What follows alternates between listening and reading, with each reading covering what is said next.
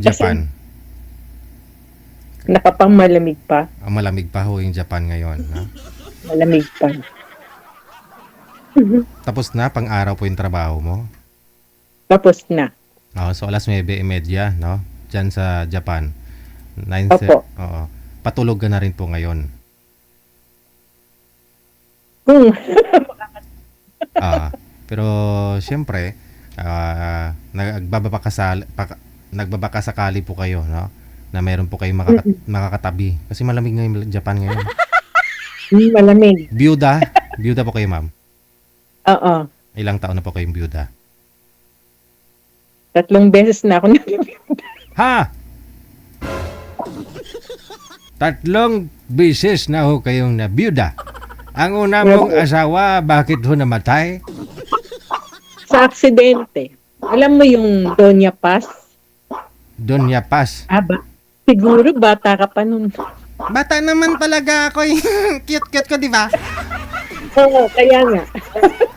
Ano po nangyari? Ba't na-aksidente siya? Nasama sa Doña Paz, di ba lumubog yung barko? Ay, naalala ko po yun nung bata pa ako. Di ba? Marami pong namatay nun ah. Marami. Kasama siya dun. Pinoy po yung mga, Pinoy pala yung una mong naasawa. Tapos sino po ang pangalawa mong napangasawa? Taga saan? Hapon. Hapon na? Pumunta po kayo ng Japan tapos nakapag-asawa ka ng Hapon? Tapos namatay din. Tapos namatay din ulit? Bakit po namatay yung Hapon? Kasi health conscious naman sila, di ba? Kaya nga. Siguro sa overwork.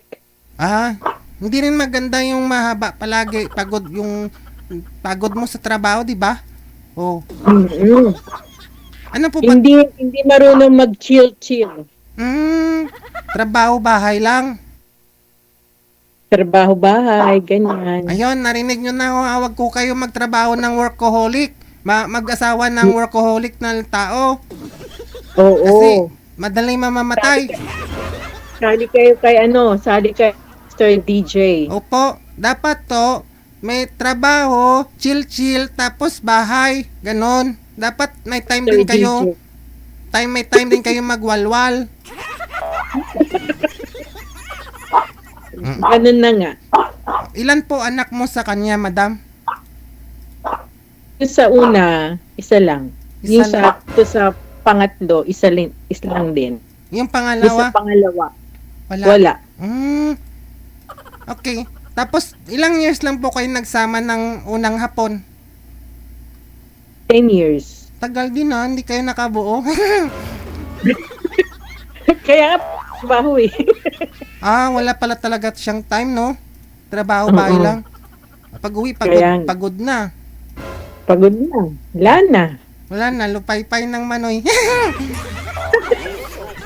Tulog. Tapos nag-asawa po kayo ulit ng Hapon? Hindi kami kasal. Pwede po ba yun? Pwede. Bagay. Live-in lang. Tapos, kung bagay, ikaw ano po, no? Haponisa na po kayo that time eh. Kasi asawa mo, Hapon, yung una. Kasal po kayo noon. Kaya ako yung nasal. Doon sa pangalawa.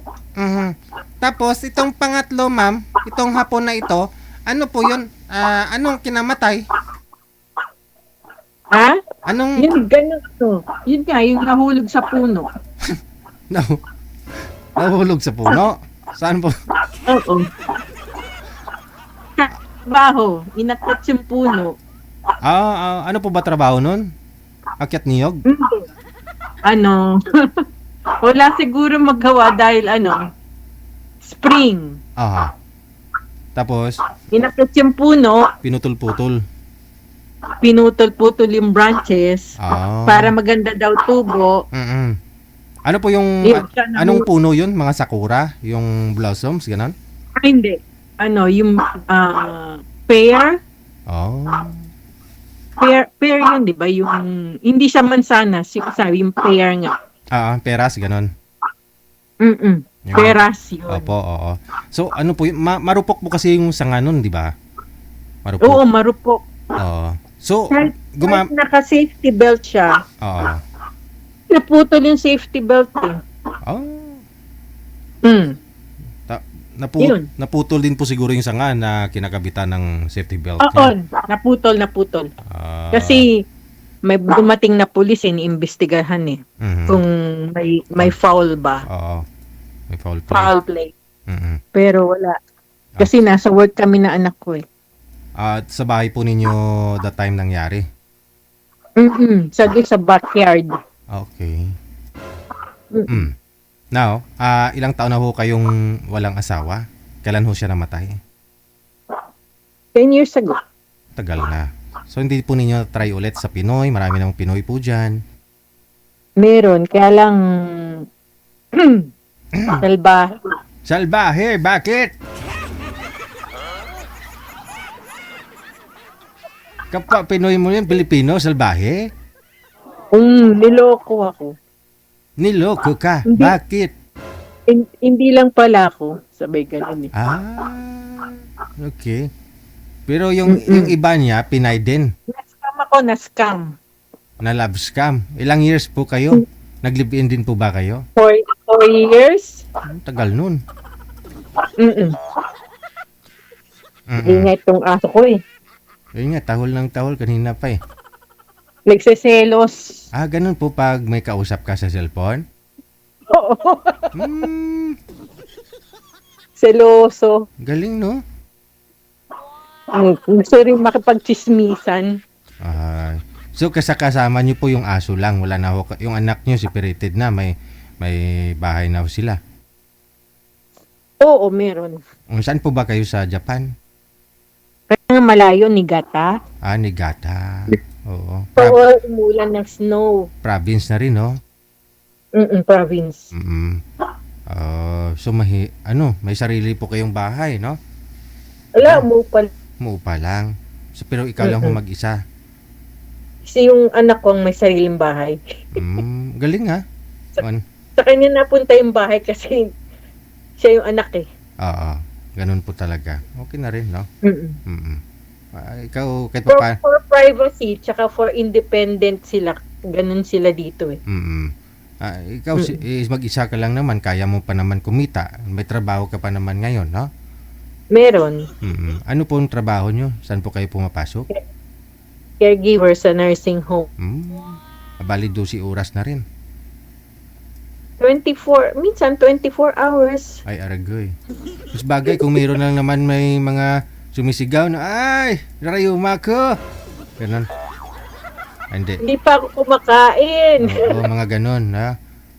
Kain lang. Pinapakain. Yun po trabaho mo. Pero cute sila. Kahit matanda na. Hindi ako na homesick. Bagay na adapt mo na ho, nasanayan mo na ho kasi matagal na ho kayo dyan. Puro hapon yung mga nakasasalamuha mo. Ilang taon na po kayo, ma'am? 60. 60 na pala. Pero hindi halata, akala ko mga 44. Ay, naku, wala ko ibibig. Ay, wala. Mag-birthday pa naman ako sa 26. Nanay ko lang kasi nagsasabi nun sa akin. Hindi, pangalawa na ho ako. Hindi, ha? Ano naman pong hanap mo sa isang lalaki? Yung totoo. Totoong lalaki. Kahit malayo eh. Malapit. Kasi 'di ba, yung work ko is shifting. Oo. Siyempre busy, minsan walang oras. Yung kaya kanyang unawain, ganun. Kaya niyang sumakay sa aking Agos. Kala ko sakyan ka na. Sakyan ka na. Biyudo na rin, no? Yung gusto mo? Okay lang, kahit Separated, no? Ganun. Separated kung hindi kasal. Okay. Sige. Hahanap pa ho ako, ha? Diyan muna kayo, ma'am, ha? Thank you po. Thank you. Thank you. RW TV Radio, powered by Jal FM 90.7. Masadya talaga ito. PM lang sa hotline